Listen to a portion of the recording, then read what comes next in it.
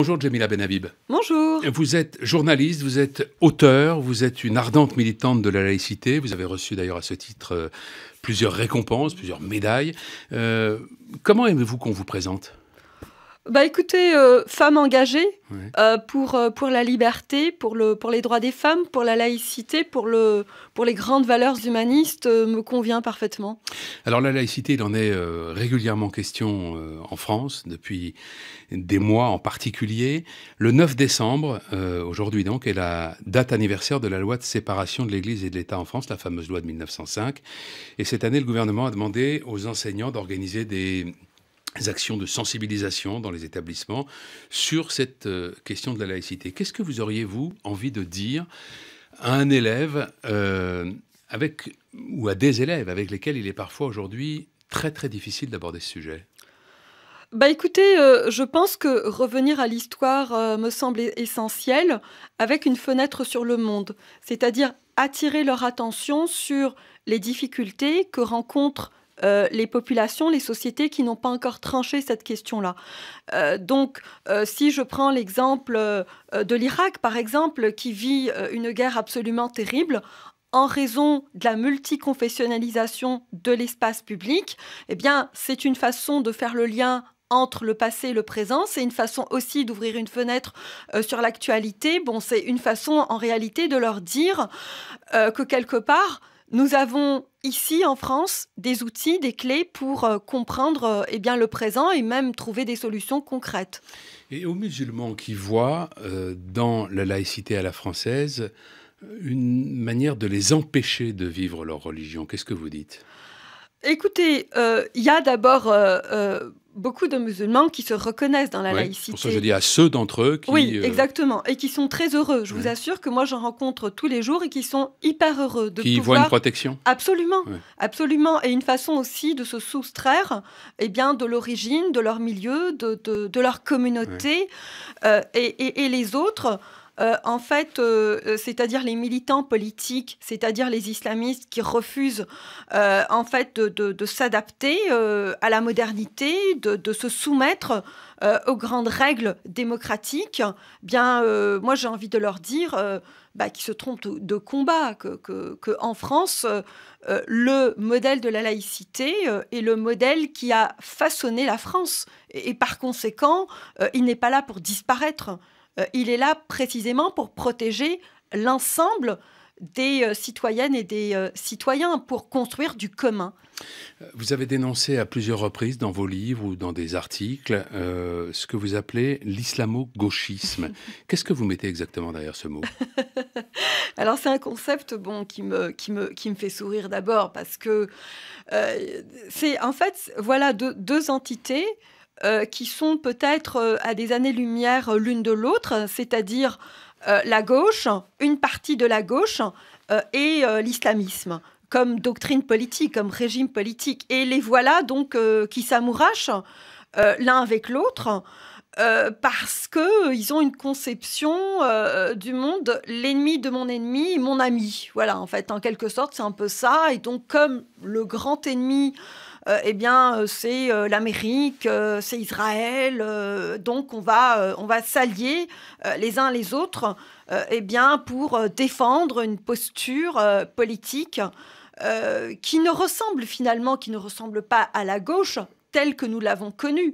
Mais je dois dire qu'il y a une partie de la gauche qui s'est totalement dévoyée, qui s'est communautarisée, qui s'est éloignée de ces grandes valeurs qui ont fait la gauche, notamment ce combat pour la laïcité. Est-ce que face à l'islam radical, la société doit opposer une laïcité radicale ? Écoutez, non, la laïcité n'est jamais radicale, la laïcité ne peut pas être radicale. La laïcité... c'est la bienveillance, c'est l'ouverture, c'est la générosité. Il ne faut surtout pas faire endosser à la laïcité tous les combats de la société. Le combat contre l'islam politique, contre l'islam radical, il va au-delà de la laïcité. Il s'inscrit, il remet en cause la démocratie, il remet en cause les droits entre l'égalité entre les femmes et les hommes, il remet en cause la diversité, il remet en cause la possibilité de la rencontre. Donc ça va bien au-delà de la laïcité. Donc Moi, je dirais qu'il faut protéger la laïcité. Alors, vous parliez de bienveillance à l'instant. Il y a une forme de bienveillance qui s'exprime parfois à l'égard des femmes voilées, par exemple. Il y a eu, et il y en a déjà eu plusieurs éditions, je crois, ce qu'on appelle le Hijab Day, la journée du hijab, qui a été organisée notamment dans la prestigieuse école Sciences Po. Vous vous êtes fendu d'un billet au vitriol sur cette initiative.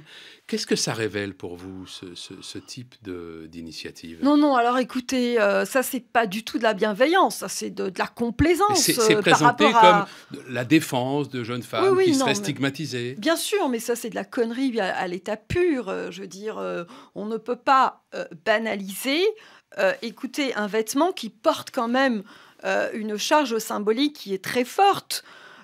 Moi, mon destin, je le reconnais aussi dans la destinée de toutes ces femmes qui se battent dans le monde pour la dignité, pour le respect de leur personne, pour le droit à la vie, pour le droit d'exister, pour le droit de se soustraire donc aux normes de leur société aussi. Donc, on ne peut pas porter un symbole qui opprime les femmes un peu partout dans le monde, que l'on pense à l'Iran, que l'on pense à l'Afghanistan, que l'on pense au Pakistan, que l'on pense au Maghreb, où il y a de plus en plus de femmes qui sont obligées de se voiler parce que la pression sociale est terrible et parce que aussi les régimes donc se raidissent et l'islam politique gagne du terrain chaque jour. Donc on ne peut pas faire fi de tout ça, surtout quand on est un étudiant en Sciences Po quand même. Vous vivez au Canada, qui est un pays multiculturel, hein, c'est inscrit dans sa loi. Le voile là-bas, intégral ou pas, ne fait pas débat. Est-ce qu'il y a en France, c'est ce que disent certains, une forme d'obsession? Est-ce que les Français sont trop omnubilés par cette question? On l'a vu aussi par exemple avec le débat sur le burkini l'été dernier. Écoutez, non, on ne peut pas dire qu'au Canada, ça ne fait pas débat. On en parle tout le temps. Vous savez, je pense qu'on est un peu comme vous.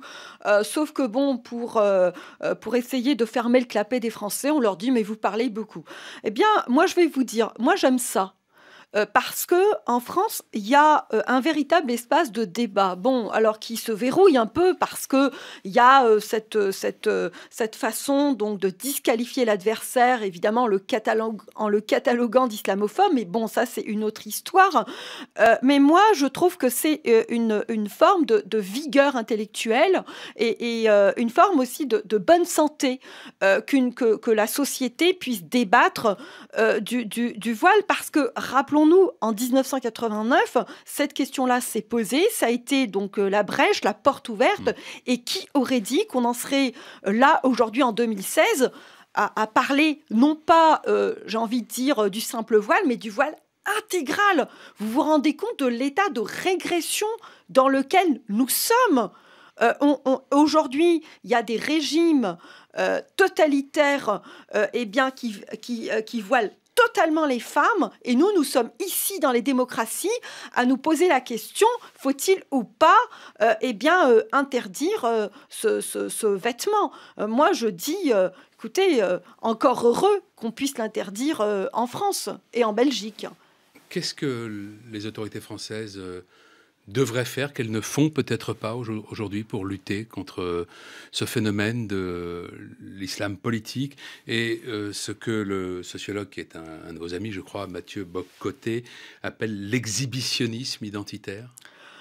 Écoutez, moi je veux pas donner de leçons, j'ai pas de leçons à donner à personne, mais j'ai quand même aussi une expérience algérienne qui est très intéressante, et me semble-t-il, il ne faut jamais détacher l'idéologie, le politique, du militaire. C'est-à-dire ce que l'on voit aujourd'hui, certes c'est le terrorisme, ce qui nous occupe et nous préoccupe, c'est cette violence qui explose, alors c'est bien, mais il faut toujours rattacher ceci à un paradigme qui est celui du politique, qui est celui de l'idéologie. Donc moi, ce qui me préoccupe, c'est les espaces perdus de la République. Il y en a un peu partout en France, et il est temps de les regarder, il est temps de faire le bilan de ce qu'on a fait pendant des années, de voir ce qui n'a pas marché pour redémarrer la machine. Merci Djemila Benhabib. Merci, Bonne merci à journée. vous. Merci.